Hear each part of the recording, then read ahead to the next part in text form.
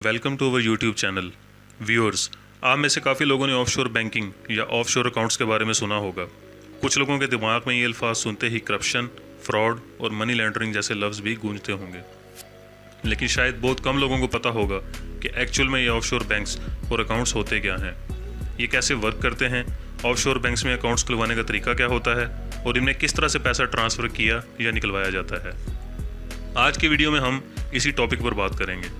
Please इस video को आगे देखने से पहले इस चैनल को सब्सक्राइब और इस वीडियो को लाइक और शेयर ज़रूर कीजिएगा।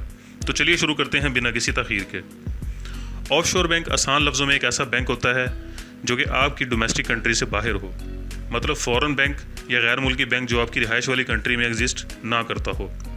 मिसाल के तौर पर अगर आप पाकिस्तान या इंडिया में रहते हैं तो यूके, अमेरिका, दुबई और कनाडा वगैरह के बैंक्स आपके लिए ऑफशोर बैंक्स हैं, और इन बैंकों में अगर आप अपना अकाउंट खोलते हैं तो इसको ऑफशोर अकाउंट बोलेंगे।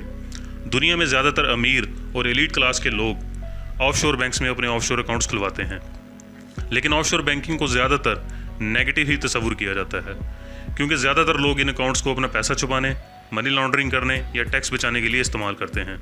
और चूँकि ये सारे काम इल्लीगल हैं और आपको इन एक्टिविटीज़ की सूरत में जेल के साथ साथ भारी जुर्माना भी हो सकता है, इसलिए ऑफशोर अकाउंट्स की शोहरत ज़्यादा अच्छी नहीं है। लेकिन ऐसा भी नहीं है कि इन अकाउंट्स को सिर्फ इलीगल एक्टिविटीज़ के लिए ही इस्तेमाल किया जाए।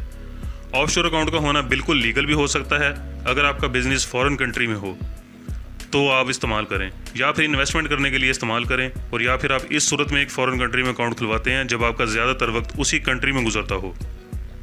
कुछ लोग इसलिए भी ऑफशोर अकाउंट्स खुलवा लेते हैं कि उस कंट्री का टैक्स सिस्टम आपको फेवर करता है, या फिर आपकी इनकम और लेन देन में टैक्स फ्री जैसी सहूलियत मुयसर करता है।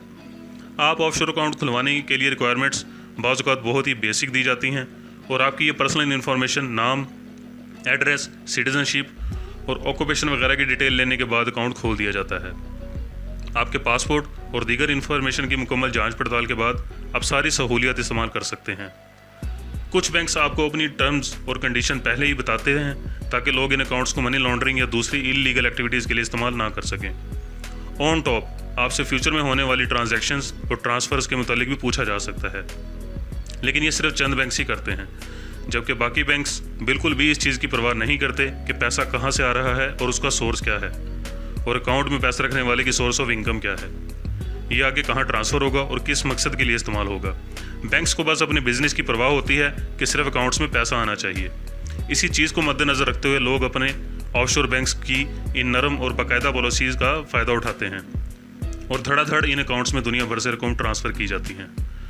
ऑफशोर बैंक आपको ये सहूलत भी देते हैं कि आप अपनी पसंदीदा करेंसीज चुन सकते हैं, जैसे कि आप अगर इंडिया या पाकिस्तान से बाहर स्विट्ज़रलैंड या हांगकॉन्ग वगैरह मेरा ऑफशोर अकाउंट खुलवाते हैं तो आप ट्रांसफ़र तो रुपयों में करेंगे, लेकिन आपका अकाउंट बैलेंस आपकी पसंदीदा करेंसी डॉलर, यूरो या पाउंड में हो सकता है। इसके लिए मिनिमम इंटरनेशनल चार्जेस लगते हैं, और फिर आप जैसे चाहें अपनी चूज़ की हुई करेंसी को आगे इस्तेमाल कर सकते हैं। उन पर ज़्यादातर ना तो कोई प्रॉपर चेक एंड बैलेंस होता है और ना कोई ऑथेंटिक रेगुलेटरी सिस्टम है।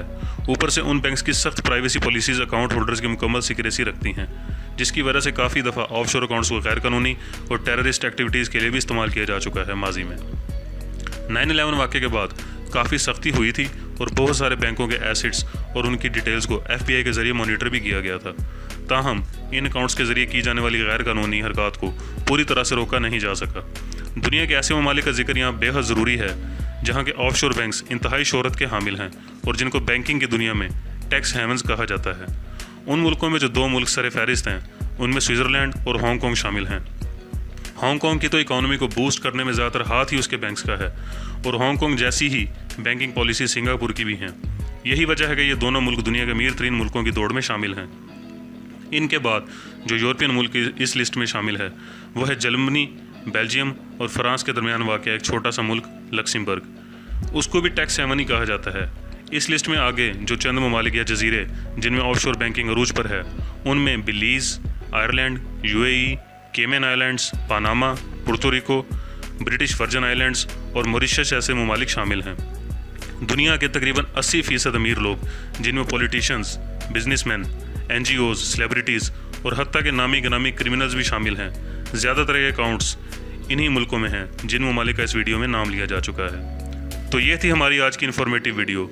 उम्मीद है आपको पसंद आई होगी। अगर आपको कुछ नया सीखने या सुनने को मिला हो तो इस वीडियो को लाइक और शेयर ज़रूर कीजिएगा, और प्लीज़ सब्सक्राइब के बाद बेल आइकॉन को ज़रूर दबाएं ताकि हमारी नई वीडियोज़ के अपलोड होते ही आपको नोटिफिकेशन आ जाए। Take care.